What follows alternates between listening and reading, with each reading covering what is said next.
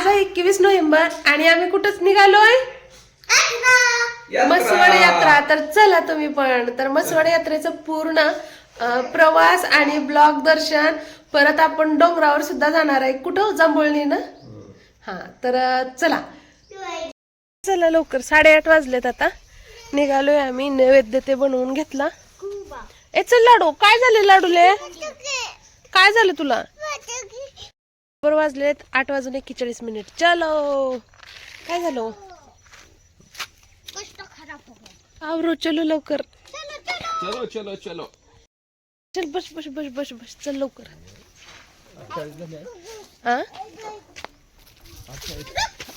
8:41, आता 42-43 झाले असेल। बोलण्याच्या नावानं चलो येतोय आम्ही।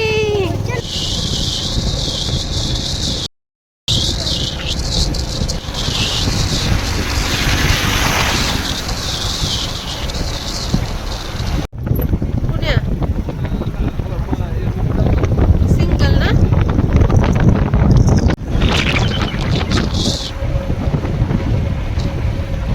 सातारा जिल्ह्यात आलोय का? सातारा जिल्हा। लांब राहिली आता, पाणी आलं ना 2 किलोमीटर बाहेर थांबलो।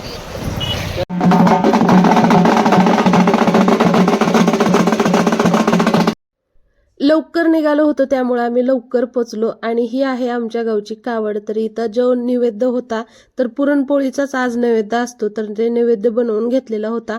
ते तिथं नैवेद्य दाखवला। नैवेद्य दाखवल्यानंतर त्यांनी एक नैवेद्य आणि सोबत एक केळी असं प्रत्येकाला देत होते। आणि लहान मुलांना जवळ बोलवून ते सगळ्यांना केळी देत होते।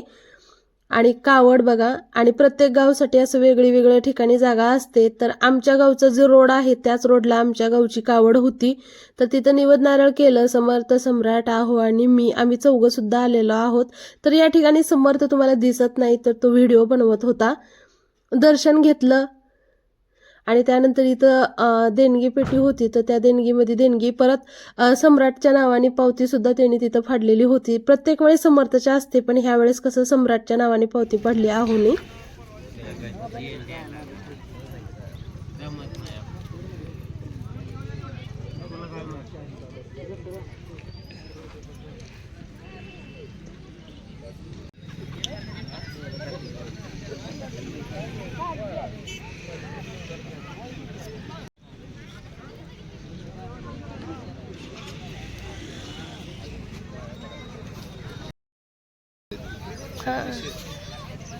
कावडचं दर्शन आणि नैवेद्य दाखवून झालंय। ठिकाण आमच्या गावच्या कावडसाठी दिलेलं आहे। नैवेद्य ते दाखवला।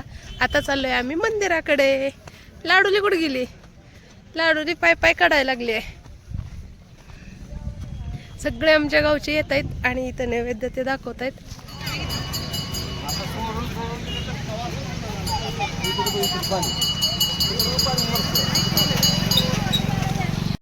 गंगा नदी,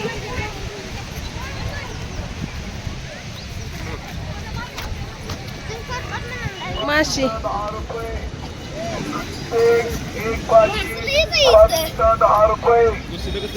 मानगंगा नदीमध्ये भरपूर असे मासे दिसले समर्थला। आणि आता आम्ही मंदिराकडे चाललोय। सकाळी लवकर गेल्यामुळे एवढी जास्त गर्दी नव्हती, पण जसं जसं 1-2 वाजायला लागले ना, इतकी भयानक गर्दी वाढायला लागली। आणि इतर रथ आणि जिकडं बघेल तिकडं फक्त गुलाल। मग आम्ही मंदिराकडे चाललो। दर्शन करून परत आम्ही रथाकडे येणार आहोत। तर मंदिरामध्ये तर भयानक अशी गर्दी होती वाटेने सुद्धा।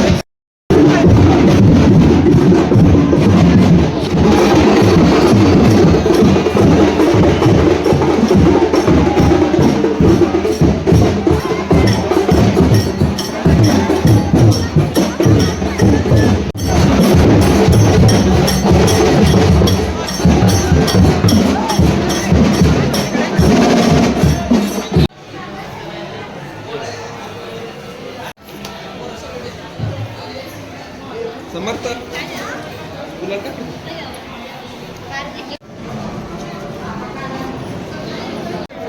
आणि माता जोगेश्वरीच्या रथोत्सव सोहळ्यासाठी आलेल्या सर्व भाविकांचे या ठिकाणी प्रशिक्षणाच्या हार्दिक स्वागत.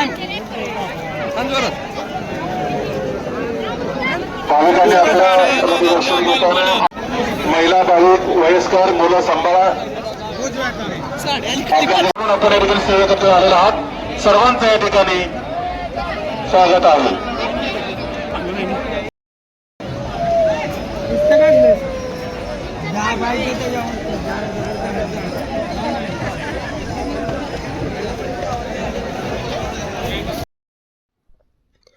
छान असं दर्शन आणि रथ सुद्धा झाल्यानंतर आम्ही आता निघालेलो होतो. चला म्हणलं काय बघूया पोरांना काही खेळणी वगैरे किंवा काही खेळतात का इथं.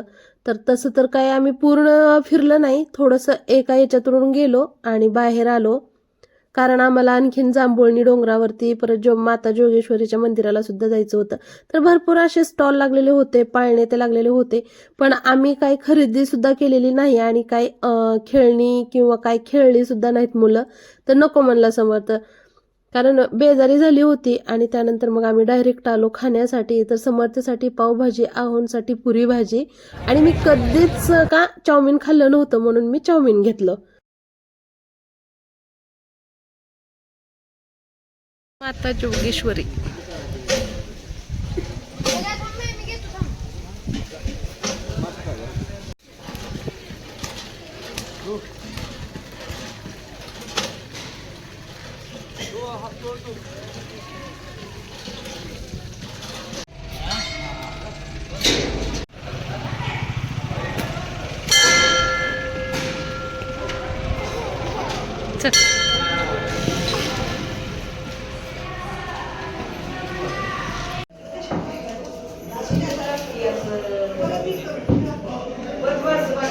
मम्मी बाजूला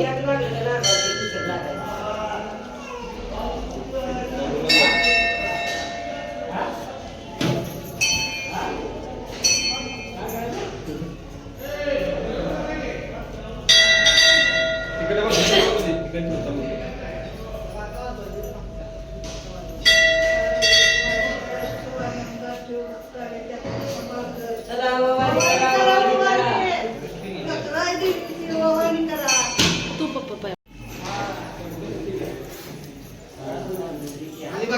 खाली तोंडावर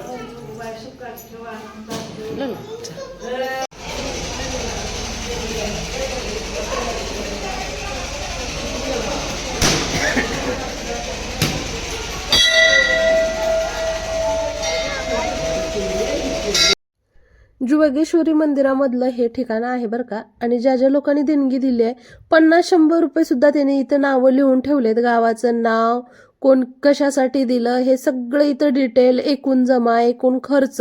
तर खूप छान नोंदणी केलेली आहे मंदिरामध्ये बघा. हे प्रत्येकाचं नाव आहे,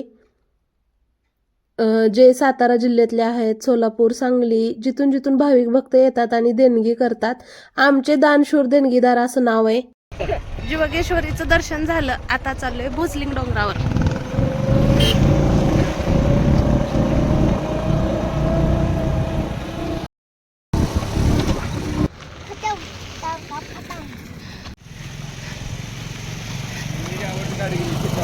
हा,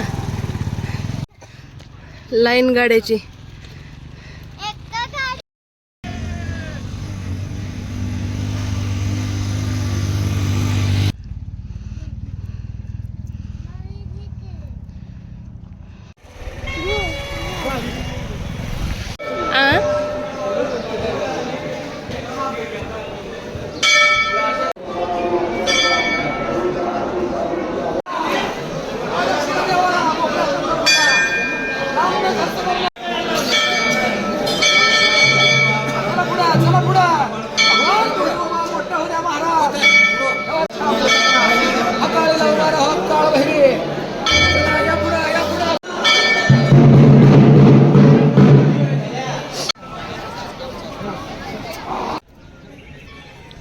पकड पकड.